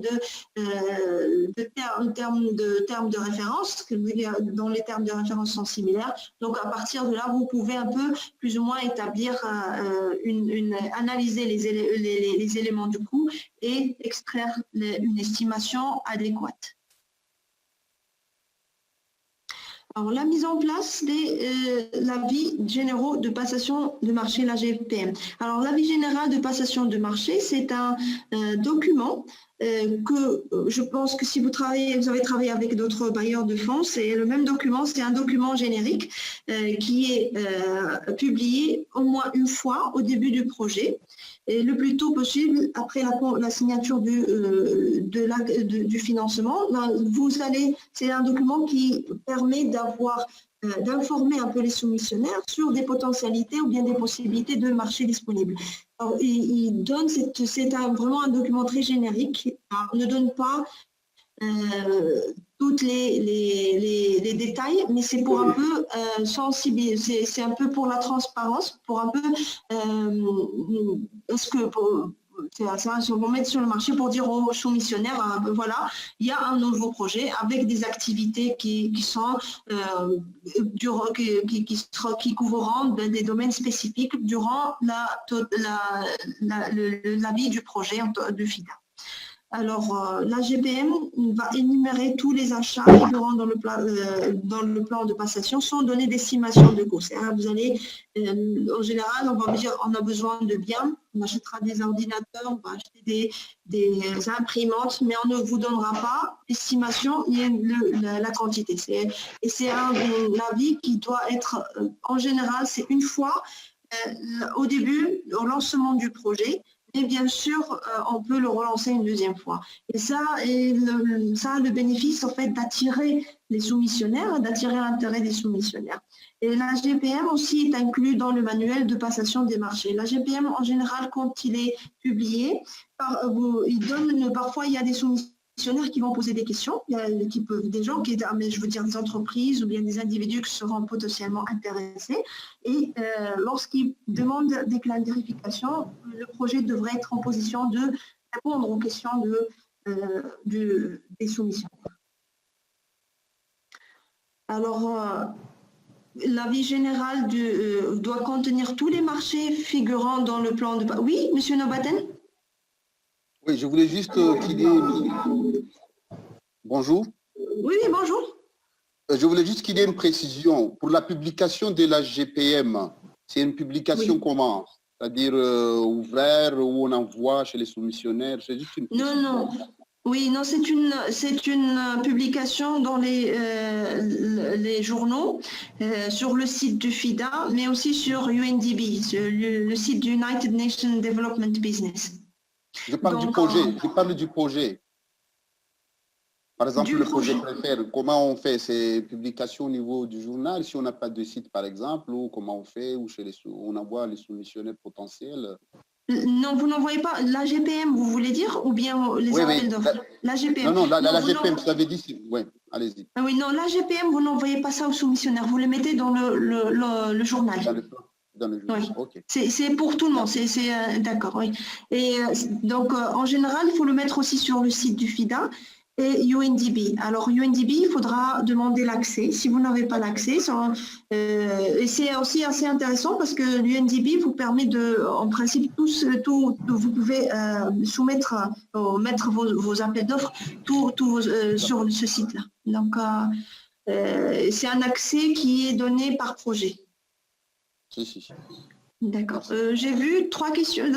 Oui, merci. On continue avec Martial. Oui, merci. Lorsqu'on lance l'AGPM, c'est fort probable que certains prestataires nous contactent pour avoir plus d'informations. Est-ce qu'à l'issue de l'AGPM, on peut établir une liste potentielle de prestataires par activité, travaux, consultants, services, biens, etc. Qu'on pourrait peut-être consulter? Oui, non, vous pouvez répondre. L'AGPM, c'est juste pour, pour tenir le public informé qu'il y a un nouveau projet ou bien qu'il y a un projet qui a des activités de passation de marché. C'est pour un peu essayer mais vous n'établissez pas de liste. Il n'y a pas de liste à établir. Il n'y a rien de... C'est juste pour... c'est un avis à tout le monde. C'est un avis au public, c'est tout. OK. Si parfois vous pouvez avoir, c'est la plupart des cas, il y a des prestataires ou bien des entreprises qui vont poser des questions, vous leur répondez bien sûr en tant que projet sans donner de détails. C'est-à-dire est-ce qu'il va y avoir, sans de donner de détails. Hein. C'est juste pour le public, c'est dans le cadre de la transparence. OK. Et c'est là après que vous avez des avis spécifiques de passation des marchés. C'est à chaque fois après que vous avez un marché spécifique, vous allez le publier. Là, oui, là vous pouvez, ça dépendra de votre méthode. Si vous avez suivi une méthode de préqualification, vous allez mettre une liste très restreinte de soumissionnaires. Sinon, non, vous allez répondre aux questions qui sont liées à ce marché spécifique. Merci. D'accord. OK. Merci, je peux prendre une autre question? Oui, merci. On continue avec Hanta. Oui, bonjour. Je suis Angela de Madagascar. Oui. Bonjour, Madame Hanta. Oui, bonjour. En fait, je voulais savoir parce que chez nous à Madagascar, donc la GPM est déjà publiée dans les journaux, mais c'est un modèle national où on inclut que les appels d'offres simplement, c'est les appels d'offres concurrentiels donc. On n'y inclut pas les ententes directes ni les comparaisons de 3 proforma. Donc, je voudrais savoir, est-ce que pour le cas du FIDA, là, du modèle du FIDA, est-ce qu'on doit aussi publier dans le journal? Ça ne va pas poser des ambiguïtés pour les soumissionnaires? si on publie deux AGPM différents? Non, en principe, non, parce que les ententes directes et les devis, ce sont des méthodes non concurrentielles. Et donc, en général, la GPM va couvrir tout ce qui est, tous les marchés qui sont concurrentiels. Vous savez, j'ai des projets, par exemple avec la Banque mondiale, où on a eu un marché de gré à gré, mais quand le projet a publié la GPM, il n'a pas mis ça. On ne mentionne pas ça. On va mentionner juste les marchés qui sont susceptibles d'attirer le marché public, les soumissionnaires. Bien sûr, un entente direct ne va attirer personne, donc c'est parce que ça a été déjà déterminé que c'est une entente directe, donc on ne publie pas. Pour les devis, ce sont des procédures, il ne faut pas oublier que c'est une procédure non concurrentielle. Je ne sais pas si j'ai répondu à votre question. En fait, ce que je voulais savoir, enfin avoir plus de précision, c'est qu'il y a, donc à Madagascar, il doit y avoir deux AGPM alors. L'un qui est l'AGPM nationale, ça c'est obligatoire, avec juste les appels d'offres concurrentiels. Donc il y a un autre qui va être publié aussi, c'est le modèle du FIDA, avec tous les marchés dans le plan de passation de marché. C'est ça, si j'ai bien... Non, en fait, non. Il faut voir ce qui a été accepté par le FIDA. Alors, il faut voir le projet, le manuel, le PIM, là, le manuel d'exécution du projet, et il faut voir ce qui a été convenu. Est-ce que c'est le modèle national qui va être publié? Donc, dans ce cas, vous allez utiliser le modèle national. Donc, dans ce cas, vous n'allez pas republier, ou bien si c'est le modèle du FIDA. Donc, il faut voir, mais on ne publie pas deux fois, c'est une seule fois. Il faut juste voir ce que votre manuel, ce qui a été convenu avec le FIDA. Est-ce que c'est le modèle national qui va être publié, ou bien c'est le modèle du FIDA? Oui, parce que en fait, notre modèle national doit être inscrit dans le système d'information géographique de passation de marché, et il sort automatiquement donc un modèle où sont inscrits tous les marchés à appel d'offres concurrentiels, et c'est ça qui doit être publié dans le journal. D'accord, mais il faudra voir avec votre point focal, votre spécialiste de passation, si vous avez la non-objection pour publier la non-objection du FIDA pour publier le modèle national. Ok, merci. Oui, je vous en prie. Merci. Mais ce qui est important, c'est que ce modèle-là, c'est que ce soit également publié sur le site UNDP et le site du FIDA. Vous voyez, que vous choisissiez le modèle FIDA ou bien le modèle national, il faut toujours le publier sur le site du FIDA et le site du UNDP. Donc ça, c'est un requis.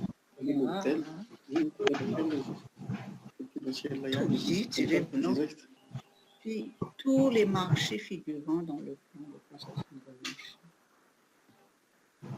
marché. OK. D'accord. Est-ce qu'il y a une autre question? On continue, oui, avec Emmanuel, s'il vous plaît.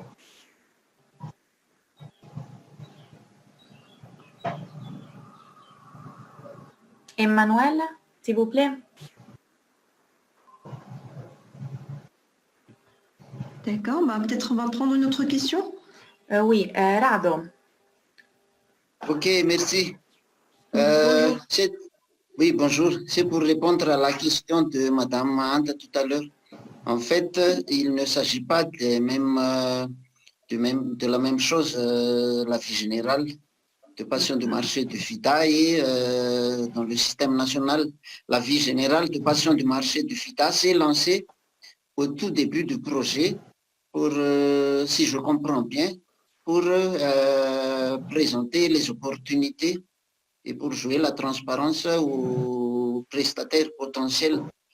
Mais l'avis général de passation de marché à Madagascar, le sens c'est un avis général qu'on publie chaque année. Donc une fois que le PPM est fini, est établi, on publie tous les marchés qui seront acquis par appel d'offres.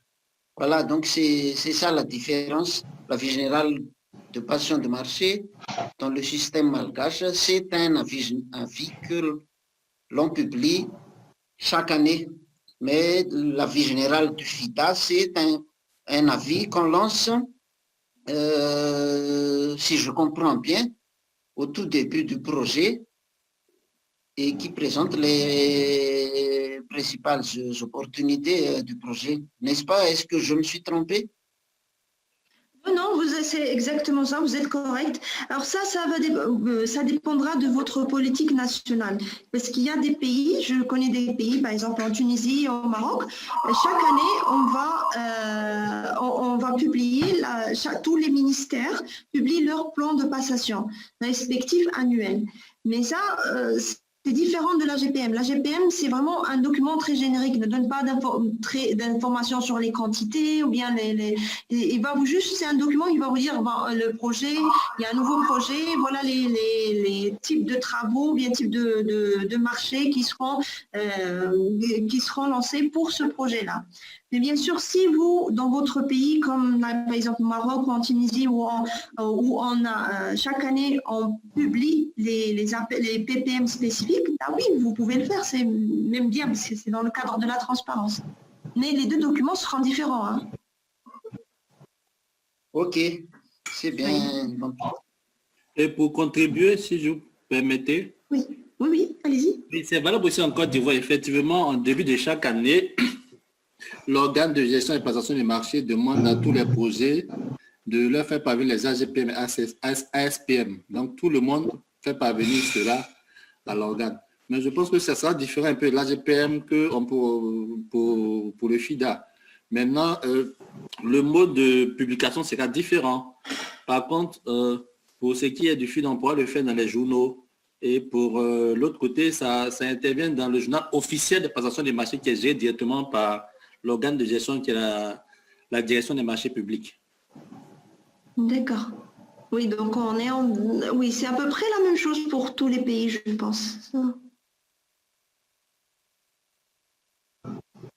Mais aussi, il y a des pays qui ne le font pas, qui n'ont pas d'ASPM, ça dépend. D'accord. Autre question? Oui. Autre question? On avance? Emmanuel, s'il vous plaît, votre question.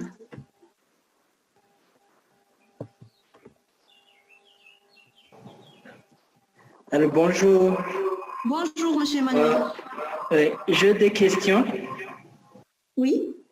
D'abord, est-ce que pour la vie générale,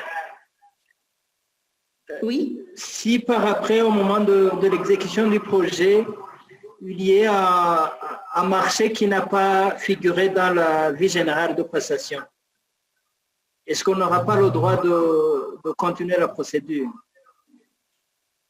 Ça, c'est la première question. La deuxième question, est-ce que le plan de passation, dans l'ordre de la planification, c'est indiqué qu'on doit acquérir les biens qui sont inscrits dans le plan de passation? Est-ce que dans le plan de passation, on inclut aussi les biens qui seront acquis par des demandes de prix ou peut-être des ententes directes? Bon, peut-être j'ai eu un problème de connexion, je n'ai pas tout suivi. Il peut que l'une ou l'autre question a été répondue auparavant, vous allez m'excuser. Non, pas de problème. Merci. Merci, je vous en prie. Pas de problème. Alors pour la GPM, typiquement, la GPM, c'est un document qui contient des informations très générales. On ne précise pas des marchés spécifiques. Ce sera juste ça vous donnera une indication sur le type de marché qui seront lancés, par exemple des marchés de biens ou bien des marchés de services pour des marchés d'études de faisabilité, des constructions et des réhabilitations, mais ne donne pas, la GPM ne donnera pas des indications sur un marché bien précis. Comme je vous ai dit, vous savez, la passation des marchés, elle est très dynamique. Donc, il se peut qu'il y ait un marché qu'à un certain moment, on n'en a plus besoin. Par exemple, au FIDA, au Maroc, il y a des marchés sur un projet bien particulier, des marchés de construction qu'ils ont carrément enlevé du projet. Pourquoi? Parce que la politique du pays a entre-temps, durant changé, et donc il n'avait plus besoin de certains types de construction. Donc, dans ce cas, non, vous n'allez pas être pénalisé et ce n'est pas vraiment un problème du moment où c'est connu et ça a été convenu avec le FIDA. Pour le plan de passation, là, vous êtes obligé d'inclure tous les biens que vous allez acheter, que ce soit les biens, travaux. Moi, quand je dis bien, c'est travaux, biens ou bien consultations que vous avez acheté, que vous projetez d'acheter. Même si ce sont des documents, ce sont des devis, même des devis, que ce soit des devis ou bien par en temps direct, même un marché par en temps direct, vous devez le mentionner dans la SPM. Je ne sais pas si j'ai répondu à votre question.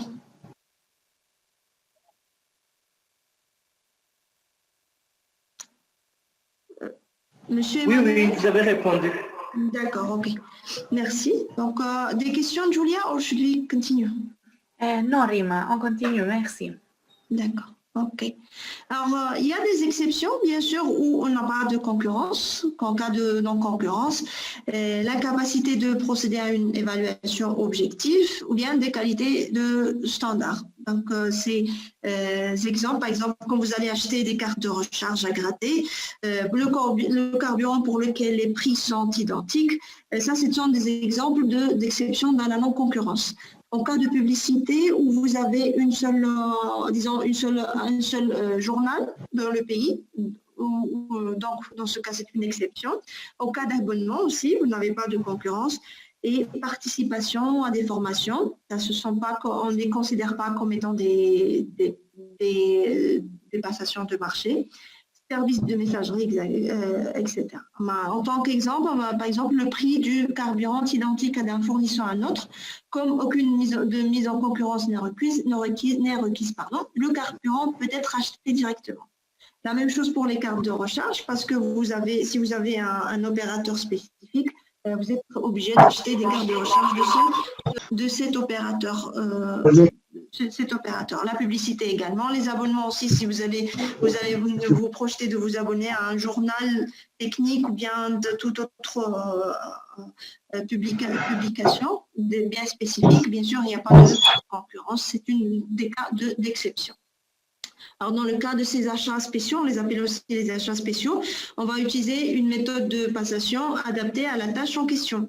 Par exemple, et vous noterez aussi que les principes régissant la passation des marchés doivent être appliqués, quelles que soient les décisions prises. D'ailleurs, même si vous voulez choisir des achats spéciaux ou bien des exceptions, elles doivent être préalablement bien justifiées.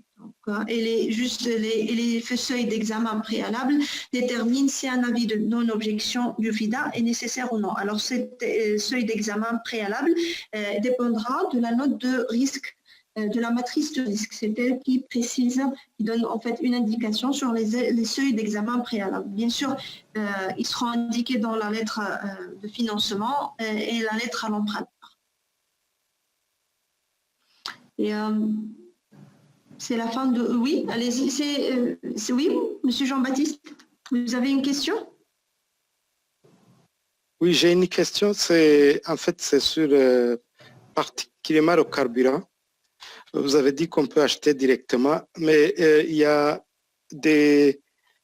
pour la question d'équité, parce qu'il y a plusieurs fournisseurs possibles, même si c'est le même prix. Est-ce que pour ça, on ne devrait pas au moins faire une demande de prix? Demande de prix, si tout le monde... Bon, moi, personnellement, on peut poser la question à Marie-Claire. Je n'en vois pas la raison, vu que le prix est identique. Par contre, ce qui est une bonne pratique, il y a des projets qui font des contrats cadres.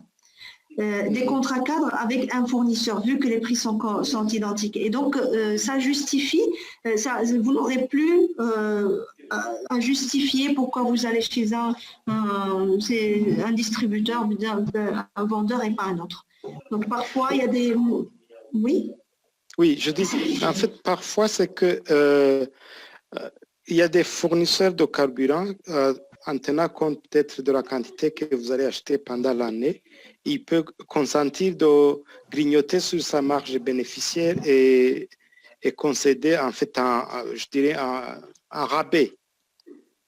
ou accorder d'autres avantages tels que des services gratuits au niveau de la lubrification des voitures, parce que vous achetez du carburant chez lui, il peut consentir d'autres services, je dirais, gratuits pour le projet. Dans ce Il y a des cas-là, pratiques comme ça, oui. Oui, dans ce cas-là, ce qui serait bien, c'est de lancer un marché 4 et que ce soit en bonne et due forme. Et donc, vous allez lancer un marché 4 et vous contactez tous les distributeurs. Bon, il n'y en a pas une centaine, je pense qu'ils sont bien connus. Oui. Et vous leur demandez quelles sont vos offres, ou bien vos rabais, c'est-à-dire qu'est-ce qu'ils offrent pour, par exemple, vous allez estimer, c'est une estimation, vous savez à peu près chaque mois combien vous allez dépenser et quels sont les rabais qu'ils offrent. Et sur une période, la période du projet, par exemple les 4 ou 5 ans de la vie du projet. C'est sur cette base-là que vous allez faire une évaluation sur le coût, puisque le prix, ce sera une évaluation sur le coût uniquement, puisque les prix sont identiques. Et dans ce cas-là, vous serez plus transparent et ça vous évitera tous les problèmes de corruption, bien des problèmes au niveau de l'audit quand ils verront que chaque fois, parce qu'il y a là, il se peut qu'il y ait des pratiques d'entente indirecte entre la personne qui va aller récolter les devis et le vendeur. Donc, s'ils lui promettent directement ou indirectement qu'ils vont faire des rabais sur le long terme, ça vous évitera des pratiques de corruption. Donc, la meilleure des choses serait avoir un marché 4. Donc, c'est clair.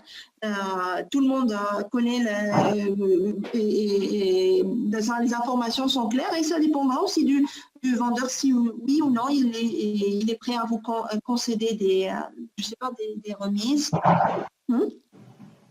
Et ça vous facilitera la vie aussi au lieu d'avoir à chaque fois de récolter des devis. C'est bon, merci. Je vous en prie.